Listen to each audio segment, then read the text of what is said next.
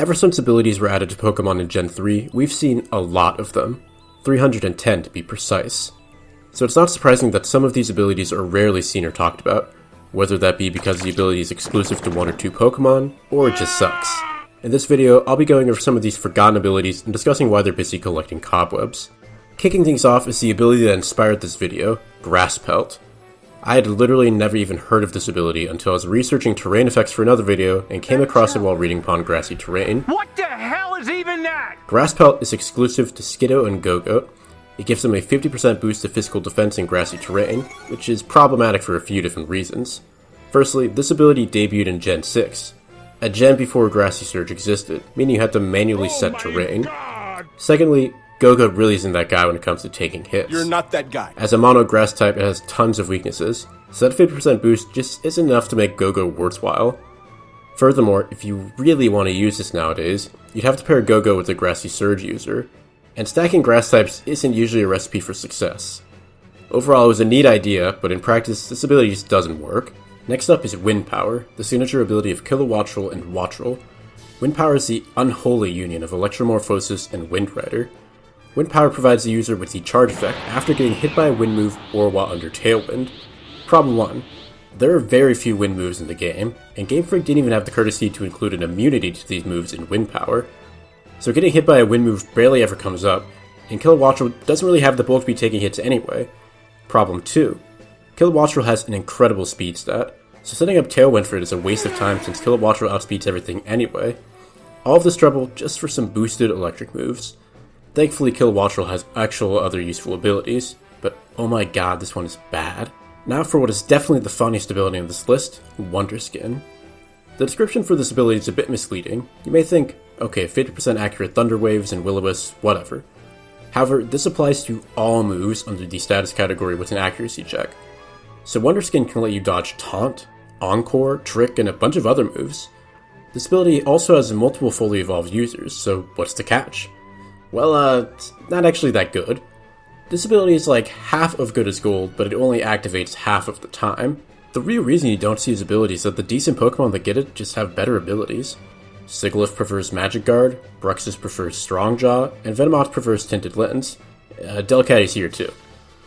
So this ability isn't terrible, it's just not worth running most of the time. However, if you just want to have a bit of fun and confuse your opponent, Wonder Skin is optimal. Up next we have the signature ability of Galarian Rapidash and Ponyta, Pastel Veil. When it comes to abilities whose names have nothing to do with their effects, Pastel Veil is definitely a frontrunner. This ability prevents the users and its allies from being poisoned. This isn't an inherently bad ability. After all, a wall like Umbreon might really appreciate this ability.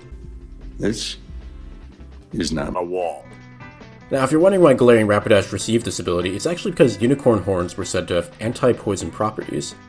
So at least Galarian Rapidash gets points for having a thematic ability. Unfortunately, this unicorn did not get a unicorn of an ability. For this next section, let's talk about Florges' signature abilities. That's right, Florges called Billy Mays, so we got 2 signature abilities, Flower Veil and Symbiosis. Firstly, Flower Veil.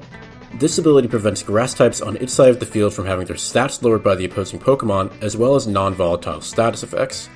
It's like having the effect of Clear Amulet and Misty Terrain at once. This is great if you have a grass type that you want to run at Florges' side, but this ability does nothing for Florges since it's not a grass type. Technically, you can get use out of this in singles if you run Terra Grass Florges, but then you're committing your most valuable resource to turning a fairy type into a grass type just so it can have the ability. Symbiosis, on the other hand, can never benefit Florges. Symbiosis causes the user to pass its item to its teammate as soon as its teammate consumes its own item. This opens up neat strategies like passing Choice Specs to a Paradox Pokemon after it uses Booster Energy. So why am I saying these are forgotten? Well, as someone who pretty much only plays singles, I had to look up what these abilities even do, since Florges effectively doesn't have an ability in singles. It also doesn't help that Florges is barely even used in VGC despite being designed for the format. So despite being a doubles Pokemon, Florges only doubles up on overlooked abilities. As a signature ability that basically has 2 separate Pokemon locked behind it, Zen Mode is easily the coolest ability in this video. But why is it forgotten? Monkey. Why? Monkey. You have shown me, Monkey. Monkey. Darmanitan loves making use of its sheer force boosted Flare Blitzes. With 140 base attack, its Flare Blitzes are nuclear. Zen Mode, however, is really clunky to use. Not only does it require Darm to lose half of its health, but even after getting over that hurdle, Zen Mode is still awkward to use. It has a great offensive stab combo, but it's super slow, bulky, and the attack stats swap. This is compounded by the fact that it turns back into its regular form if it goes above half HP. It's just not worth it when regular Sheer Force Darm is an option. The Galarian Zen Mode makes a lot more sense. Upon entering Zen Mode, it becomes stronger, faster, and gains a secondary Fire typing. To date, this is the only Ice and Fire type Pokemon, and it's awesome. But similarly, why bother using Zen Mode when Guerrilla Tactics is around? That ability is so powerful that I got Galarian Darm banished to Ubers, so Zen Mode ended up getting relegated as a surprise option paired with Belly Drum. Regular Zen Mode is really hard to use. Galarian Zen Mode works way better, but neither are worth the opportunity cost of not using the superior abilities that Darmanitan has to offer. What better an ability to round off this video than Stall? Stall, a signature ability granted to Sableye in Gen 4, causes Sableye to always move last in its priority bracket. This is really useful because, well, you see, guaranteed stronger paybacks? Yeah, Stall is an absolutely terrible ability, and to give this to a Pokemon with a 380 base stat total, I have but one question for Game Freak. Thankfully, Sableye received a much needed buff in the form of Prankster in Gen 5, which is kind of like the opposite of Stall. When people complain about Big Stall, this ain't it. And with that, we've reached the end of my list.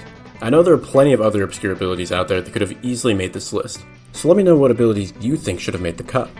I might make part 2 to this, so I'll be keeping a close eye out for what abilities you guys have to say. If you made it this far, why not subscribe?